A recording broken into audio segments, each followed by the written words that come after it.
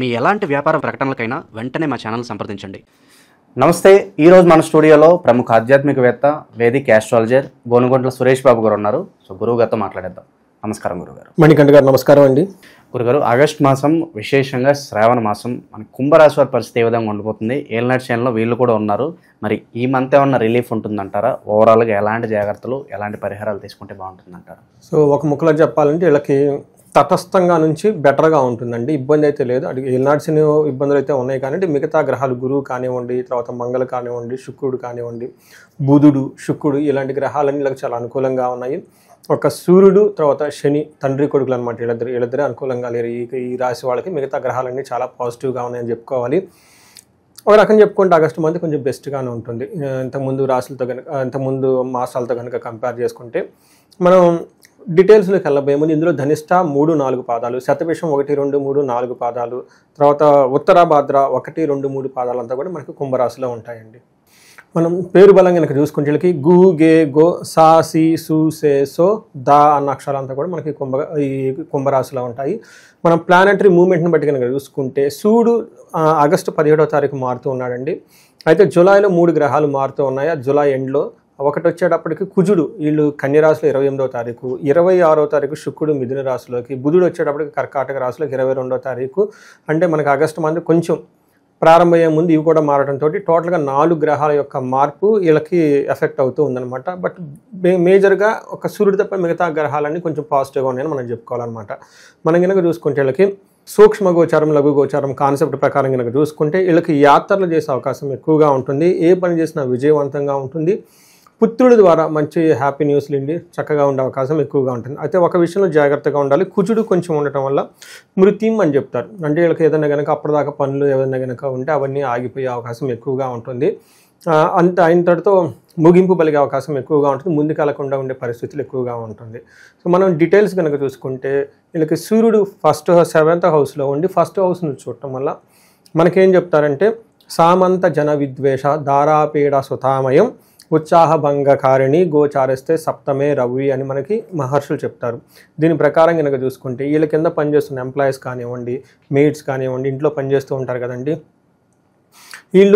వీళ్ళ మీద ద్వేషం పెంచుకుంటారు. వీళ్ళు చెప్పిన మాట ఏంటనమాట. ఇది ఒకటి. తర్వాత దారాపీడ సుతామయం అని చెప్తూ ఉంటారు. అంటే భార్యకి ఏదైనా కనుక హెల్త్ కాంప్లికేషన్స్ రావటము, తర్వాత సంతానానికి కూడాను కొంచెం అనారోగ్యంగా ఉండే అవకాశం ఎక్కువగా ఉంటుంది.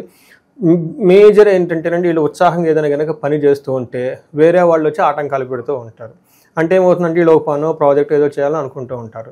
జనరల్గా వీళ్ళు వేరే వాళ్ళ మీద ఆధారపడాల్సి వస్తుంది. టయానికి వాళ్ళు సపోర్ట్ చేయక ఆ పని ప్రొలాంగ్ అయ్యే అవకాశం ఎక్కువగా ఉంటుంది. ఇది కొంచెం గమనించుకోవాలి. సో వీళ్ళకి కొంచెం హెల్త్ కూడాను టైర్డ్నెస్ ఎక్కువగా ఉండే అవకాశం ఎక్కువగా ఉంటుంది. కొద్దిగా మార్నింగ్ జాగింగ్ అవన్నీ చేస్తూ ఉంటే, సూర్య నమస్కారాలు కనుక చేస్తూ ఉంటే చాలా బాగుంటుంది. తర్వాత కుజుడు వీళ్ళకి 8th హౌస్లో ఉన్నారు. అగైన్ కుజుడు అనేది 8th హౌస్లో ఆ పొజిషన్ అయితే మంచిది కాదు, కానీ అతని దృష్టి మంచిది. కుజుడు ఇక్కడ మిక్స్డ్ రిజల్ట్ ఇస్తారని మనం చెప్పుకోవచ్చు.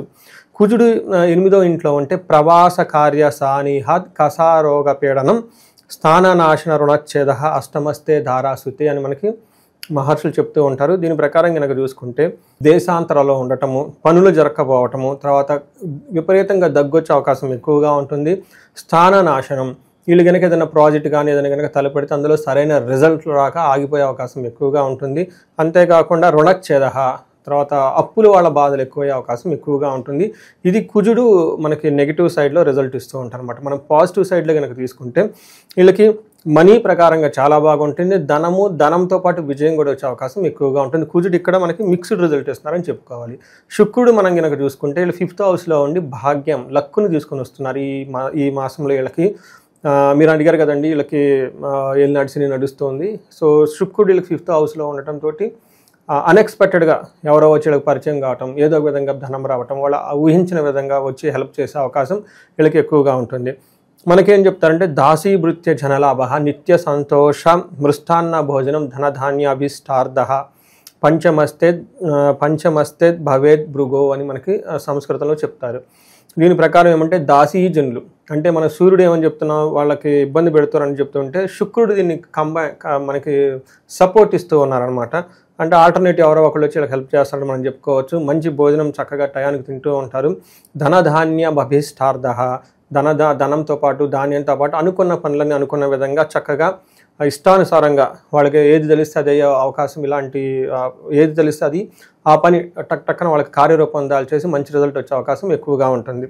ఓవరాల్గా కనుక చూసుకుంటే వీళ్ళకి జెంట్స్ అయితే లేడీస్ ద్వారా వీళ్ళకి ఒక లాభం ఎక్కువగా కనిపిస్తూ ఉంటుంది. ఇన్ కేస్ లేడీస్ అయితే జెంట్స్ ద్వారా వీళ్ళకి లాభం వచ్చే అవకాశం ఎక్కువగా ఉందని మనం తెలుసుకోవాలి.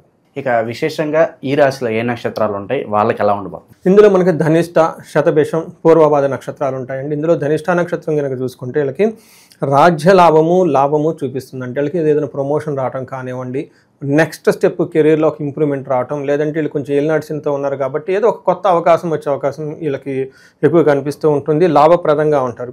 అయితే వీళ్ళకి దరిద్రము, అతి భయము, రోగము 3 చూపిస్తున్నాయండి. హెల్త్ కాంప్లికేషన్స్ ఉండటము, లేదంటే ఏదో ఫైనాన్షియల్ క్రైసిస్ రావటం, అతిగా భయపడిపోతూ ఉండే సిచ్యువేషన్స్ ఎక్కువగా ఉంటుంది. రెండోది శతభిష నక్షత్రం వాళ్ళకి వీళ్ళకి ధనప్రాప్తి, లాభము, రాజ్య లాభము చూపిస్తుందండి. 3 పాజిటివ్గా. ఒకటి ధనం వస్తుంది, కెరియర్లో ఒక ప్రమోషన్ వచ్చేస్తుంది, లాభప్రదంగా కూడా ఉంటుంది. కానీ వీళ్ళకి భయము, రోగము, దరిద్రము 3 చూపిస్తున్నాయి ఈక్వల్గా. కొంచెం బంధించబడినట్లుండే సిచ్యువేషన్స్ వీళ్ళకి ఎక్కువగా ఉంటుంది. శతభిష కనుక చూసుకుంటే కొన్ని పాజిటివ్గా ఉన్నాయి, కొన్ని నెగిటివ్గా ఉన్నాయి. అంటే బ్యాలెన్స్డ్గా ఉందని మనం చెప్పుకోవాలన్నమాట. అయితే పూర్వభాద్ర నక్షత్రం కనుక చూసుకుంటే వీళ్ళకి ధనప్రాప్తి చక్కగా ఉంది, లాభప్రదంగా ఉంటుంది. బంధనము, భయము, ధనహీనత చూపిస్తుంది. ధనహీనత కొంచెంగా ఉంది. బట్ మేజర్ ప్రాబ్లం ఏంటంటే వీళ్ళకి భయపడే సిచ్యువేషన్స్ ఎక్కువగా ఉంటుంది. అది కూడాను లేడీస్ ద్వారా అని మనం చెప్పుకోవచ్చు. అలానే వీళ్ళకి బంధించబడినట్లుండే సిచ్యువేషన్స్ ఉంటుంది. అంటే వీళ్ళకి సరైన డెసిషన్ తీసుకోలేక ఎలా వెళ్తే బాగుంటుంది ఏంటి అని ఒక ప్రెషర్కి గురయ్యే అవకాశం ఎక్కువగా ఉంటుంది. వీళ్ళు కనుక జ్యోతిష్కుల్ని కలిసినా కానీ, లేదంటే గురువుల్ని కలిసినా వీళ్ళకి సరైన పద్ధతి, వీళ్ళకి దారి వీళ్ళకి చూపిస్తారని చెప్పేసి మనం తెలుసుకోవచ్చండి. ఇక విశేషంగా ఈ మాసం ఎలాంటి పరిహారాలు వీళ్ళకి బాగా ఉపయోగపడతాయి అంటారు గురుగారు?